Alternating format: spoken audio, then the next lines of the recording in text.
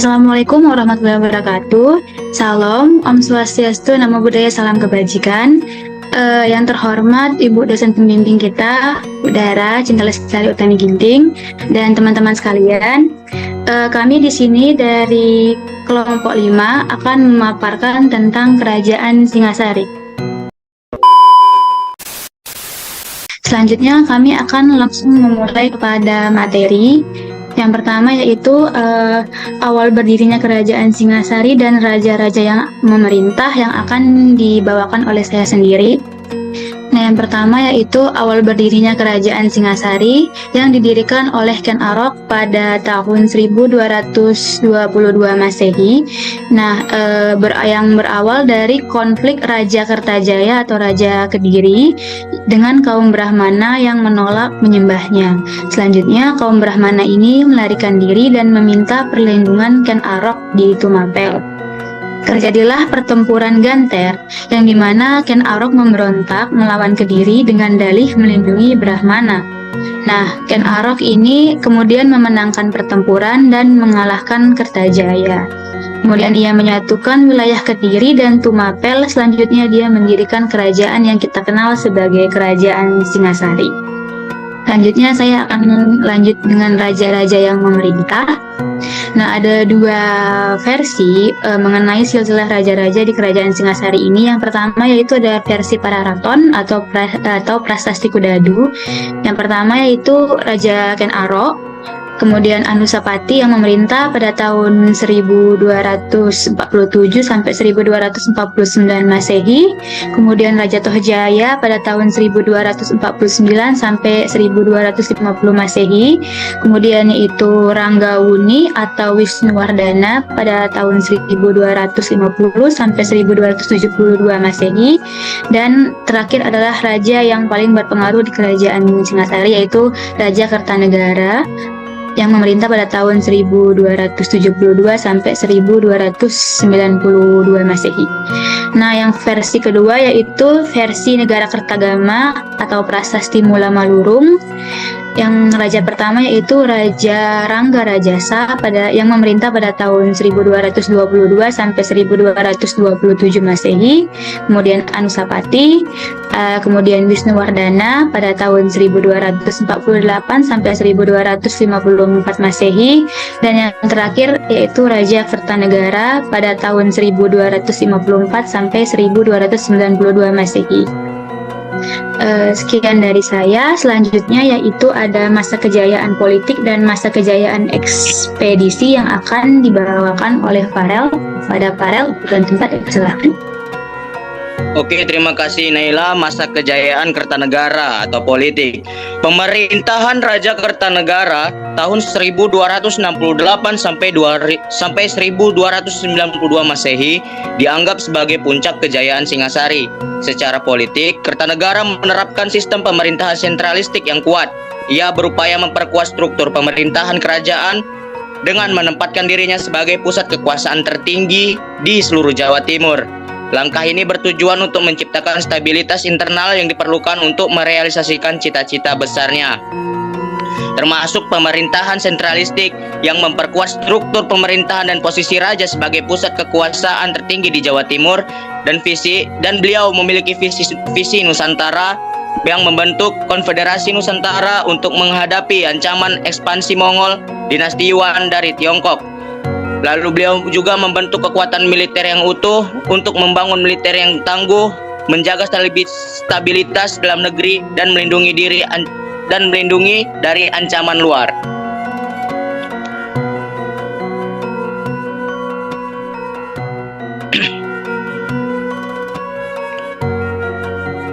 Untuk mewujudkan visi Nusantara, Kertanegara melancarkan serangkaian ekspedisi militer dan diplomatik. Yang paling terkenal adalah ekspedisi Pamalayu yang dipimpin oleh Mahisa Anabrang, berhasil menjadikan kerajaan Melayu Sumatera sebagai sekutu politik strategis.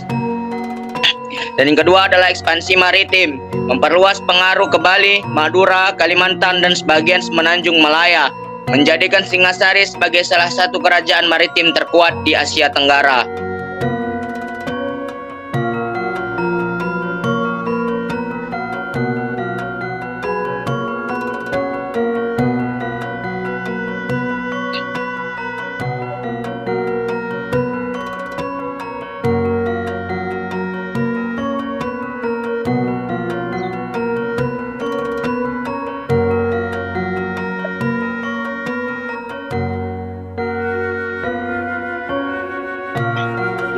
ketentuan.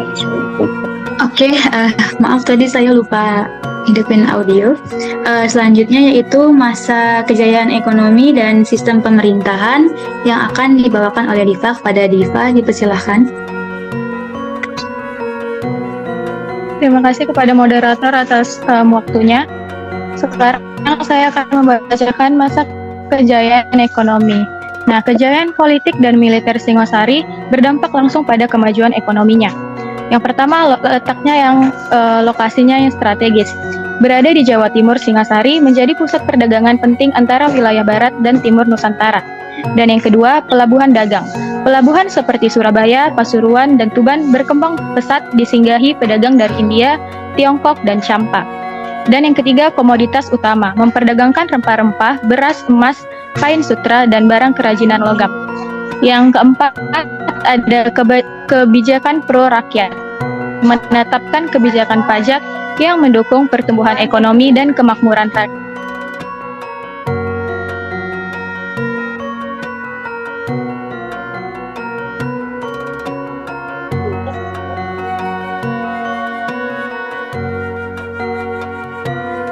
Berdiri pada abad ke-12 di Jawa Timur, merupakan salah satu kerajaan yang penting dalam sejarah Indonesia. Sistem pemerintahannya didasarkan pada monarki absolut. Kekuasaan tertinggi berada di tangan seorang kebijakan dan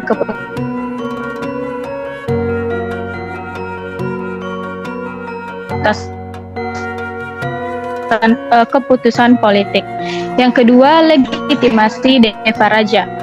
Raja dianggap memiliki otoritas ilahi atau raja dewa yang memberi dasar moral dan ritual bagi kekuasaannya.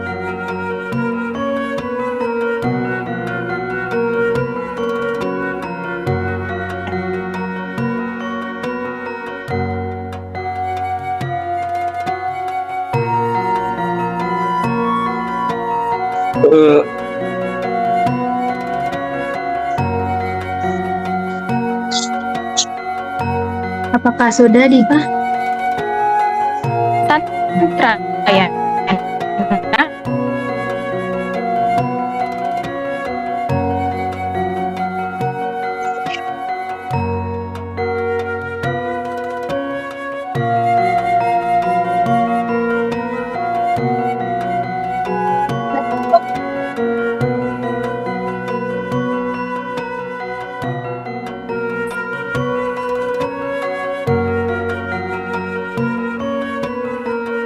Diva, audionya Diva.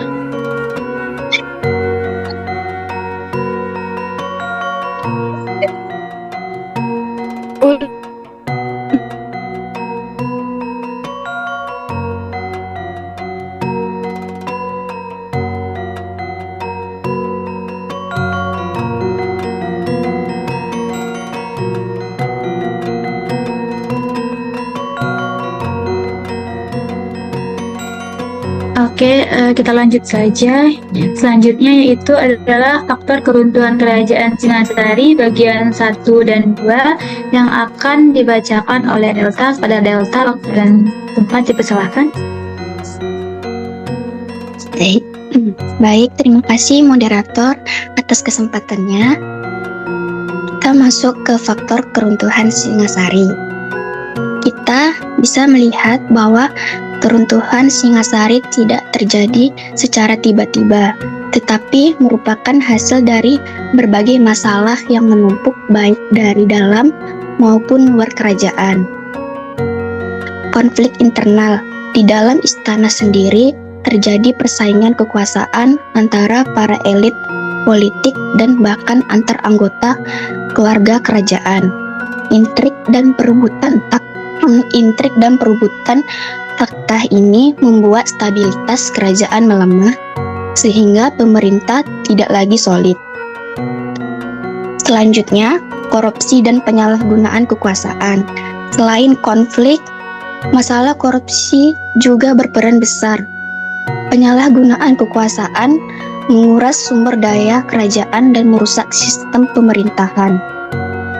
Akibatnya, kepercayaan rakyat terhadap penguasa menurun drastis dan legitimasi kerajaan pun ikut goyah.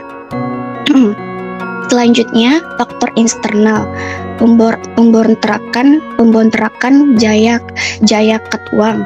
Ancaman terbesar datang dari Jaya Katuang, Raja Kediri yang saat itu berada di bawah kekuasaan Singasari.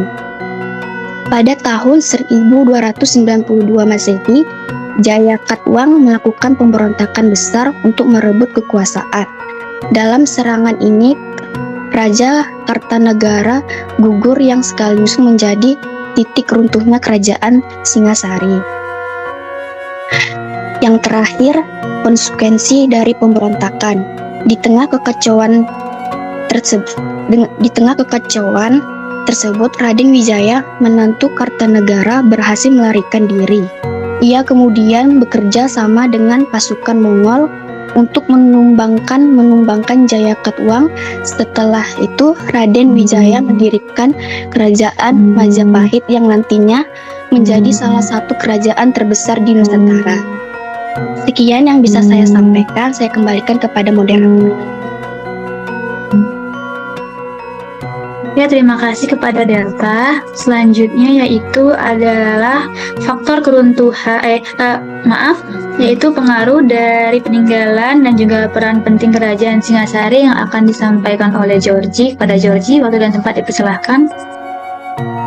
Terima kasih atas kesempatan yang diberikan moderator kepada saya. Di sini saya akan membahas tentang pengaruh-pengaruh dan peninggalan dari kerajaan Singasari. Dari segi politik dan pemerintahan, letakkan dasar sistem pemerintahan sentralistik dan ide penyatuan Nusantara atau wawasan Nusantara yang dilanjutkan oleh kerajaan Majapahit. Dari segi agama dan ideologi, melahirkan sinkretisme siwa Buddha yang kuat dan menanamkan nilai toleransi jadi cikal bakal semboyan dari negara kita, yaitu Bhinneka Tunggal Ika. Dan dari segi militer dan budaya, mewariskan konsep negara maritim, yaitu negara kepulauan via ekspedisi Pamalayu, serta peninggalan candi dan karya sastra yang agung. Lanjut moderator. Adapun peran penting dari Singasari, kerajaan Singasari adalah jembatan sejarah krusial yang menghubungkan era kerajaan Kediri dengan puncak kemegahan kerajaan Majapahit. Kerajaan ini meletakkan fondasi persatuan Nusantara yang politik, agama, dan budayanya masih menginspirasi Indonesia modern. Saya kembalikan kepada Ya, terima kasih kepada Georgie atas pemaparan materinya. Selanjutnya kami akan membuka sesi tanya jawab kepada 5 orang yang ingin bertanya. Dipersilahkan.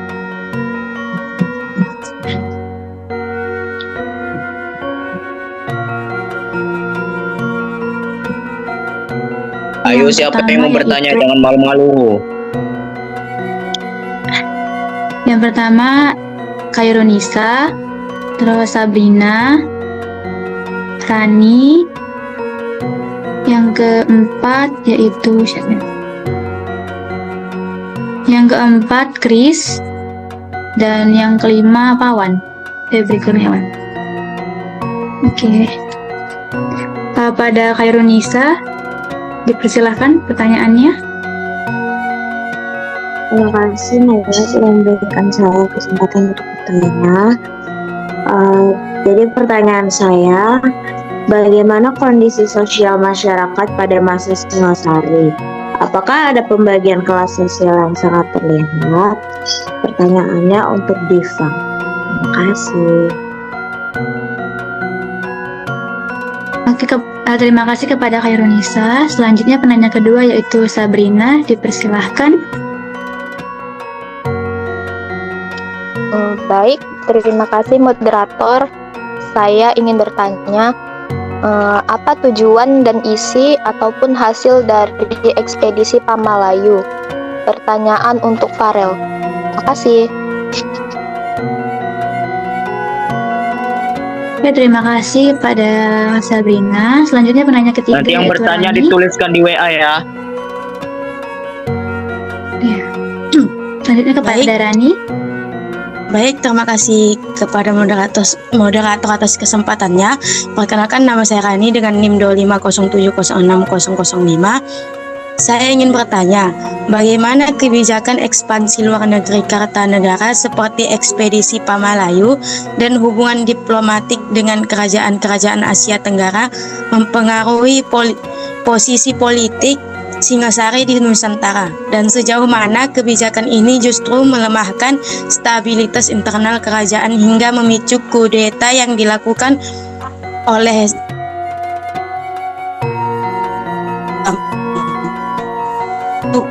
George Yusprang.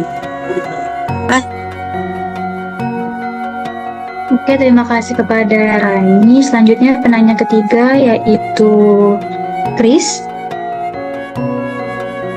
Perkenalkan, nama saya Chris Gesal Ginting dengan NIM 2507060075. Jadi yang menjadi pertanyaan saya, mengapa kerajaan Singhasari runtuh begitu cepat setelah puncak kejayaannya di bawah Kartanegara?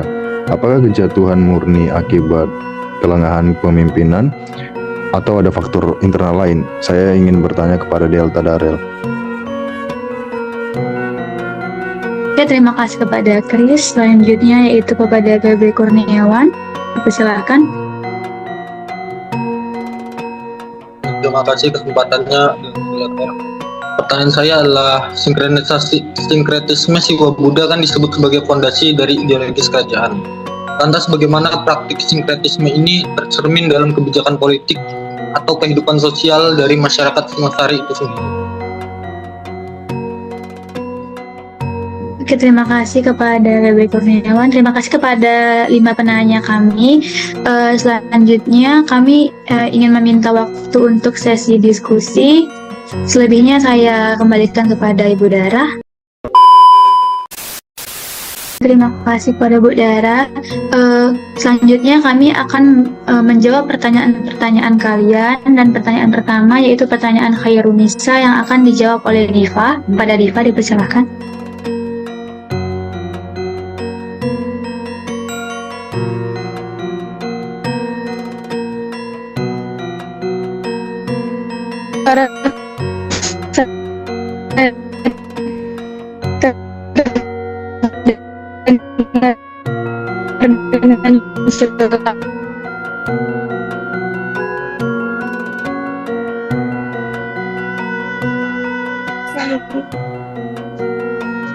Apakah suara saya terdengar dengan jelas?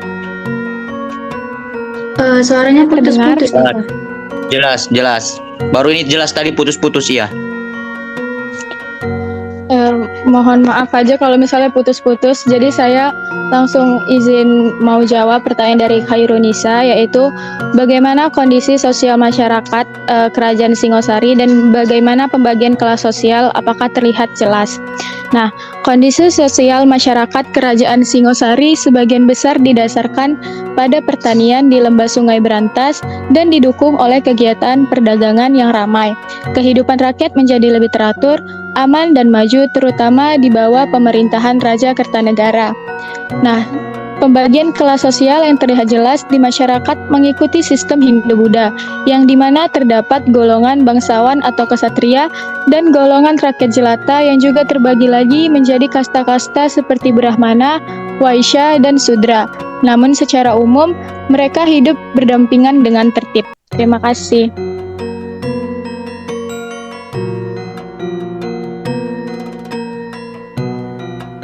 Apakah Khairunisa bisa menerima jawabannya? Terima kasih Diva, jawabannya sudah jelas. Oke, terima kasih pada Khairunisa. Selanjutnya yaitu pertanyaan kedua dari Sabrina yang akan dijawab oleh Farel. Pada Farel, dipersilahkan. Baik, terima kasih moderator. Saya akan menjawab pertanyaan dari Sabrina. Pertanyaan dia adalah, apa tujuan ekspedisi Pamalayu dan apa juga yang dihasilkan dari ekspedisi Pamalayu ini? Baiklah, saya akan menjelaskannya. Tujuan ekspedisi Pamalayu yaitu melakukan ekspansi kekuasaan Singasari. Kertanegara berambisi untuk memperluas wilayah kekuasaan dan pengaruh Singasari ke luar Pulau Jawa, termasuk ke Sumatera dan Semenanjung Malaya. Yang kedua, penguasaan jalur perdagangan strategis. Menguasai wilayah Melayu yang strategis di jalur perdagangan internasional antara India, Timur Tengah, dan Tiongkok untuk meningkatkan kontrol ekonomi dan pendapatan kerajaan. Membentuk aliansi untuk menghadapi ancaman Mongol. Kerajaan-kerajaan di Sumatera dan Nusantara untuk menggalang kekuatan bersama dalam menghadapi potensi ancaman invasi dari Kekaisaran Mongol Kubilai Khan yang kala itu sedang berekspansi ke Asia Tenggara. Yang keempat adalah memperkuat hubungan diplomatik. Ekspedisi ini juga merupakan upaya untuk menjalin hubungan baik dan kerjasama yang sederajat dengan Kerajaan Melayu. Hasil ekspedisi Pamalayu ini meliputi penguatan kekuasaan Singasari di Nusantara. Singasari berhasil menjalin aliansi kuat dengan Kerajaan Melayu Dharmasya yang memperluas pengaruh politik dan ekonomi mereka di luar Jawa.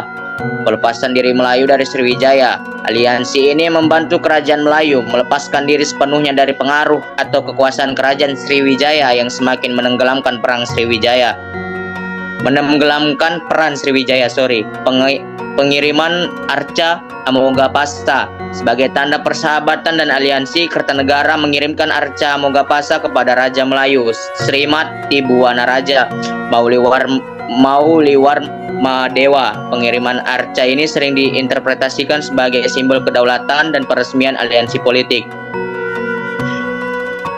Setelah ekspedisi, dua putri Raja Melayu Dara Jingga dan Dara Petak dibawa kembali ke Jawa. Dara Petak kemudian menikah dengan Raden Wijaya, menantu Kartanegara yang kelak mendirikan Kerajaan Majapahit.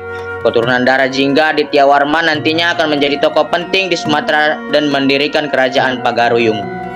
Singkatnya, ekspedisi Pamalayu adalah langkah strategis Raja Kertanegara untuk menyatukan Nusantara di bawah pengaruh Singasari, baik melalui ekspansi maupun diplomasi, sebagai pertahanan bersama melawan ancaman dari Mongol. Apakah jawaban ini pas, Sabrina? Sudah pas, terima kasih atas penjelasannya. Oke, baik, terima kasih Sabrina. Ya, terima kasih kepada Sabrina. Selanjutnya pertanyaan ketiga dari Rani yang akan dijawab oleh Georgie. Pada Georgie dipersilahkan.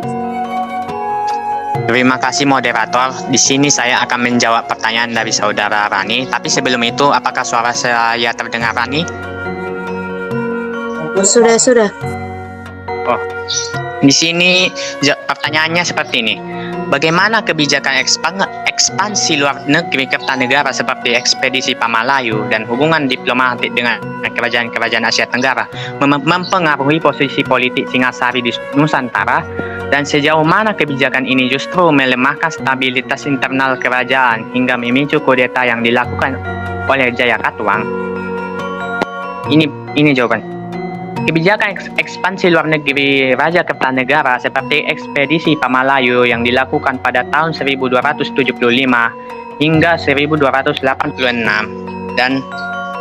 dan menjalin hubungan diplomatik dengan Kerajaan Champa, Vietnam, bertujuan untuk membangun persekutuan guna menghadapi ancaman utamanya, yaitu Kekaisaran Yuan di Cina.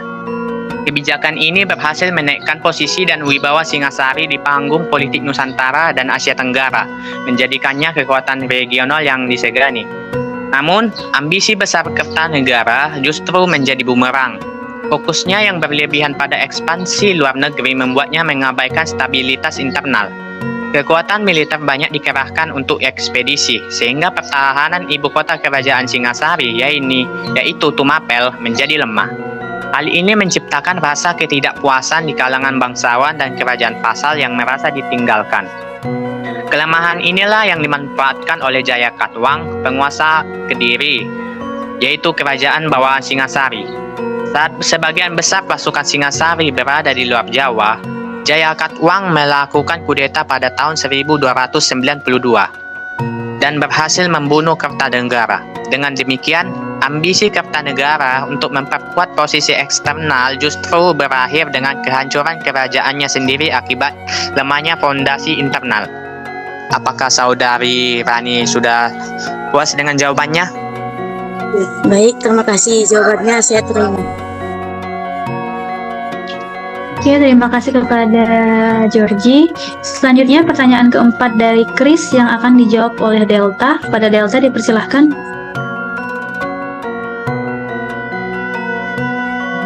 Baik, di sini saya akan menjawab pertanyaan dari Chris. Pertanyaannya, mengapa kerajaan Singasari runtuh begitu cepat setelah puncak kejayaannya di bawah Kartanegara? Apakah kejatuhannya murni akibat kelengahan pemimpin atau ada faktor internal lain? Kerajaan Singasari runtuh dengan cepat setelah masa kejayaan Kartanegara sebenarnya bukan cuma karena kelengahan pemimpin, tetapi karena akumulasi masalah internal yang sudah lama tidak terselesaikan.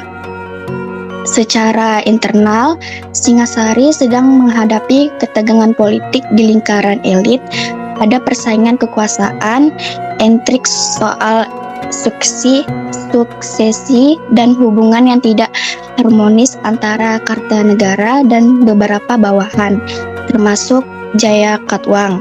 Situasi ini bikin stabilitas politik di dalam kerajaan melemah. Selain itu, muncul juga korupsi dan penyalahgunaan kekuasaan yang menguras sumber daya negara dan menurunkan kepercayaan rakyat terhadap pemerintah.